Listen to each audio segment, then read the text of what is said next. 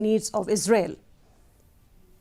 A significant chapter unfolded in the annals of Bhoi district's history as the state government, through the sports department, laid the foundation stone for an artificial turf at Umbuda football playground in Bhoi district. Valued at 11 crore, the artificial turf project received sanction from the sports department of the Meghalaya government. The ceremony, graced by Chief Minister Conrad K. Sangma, witnessed the auspicious laying of the foundation stone.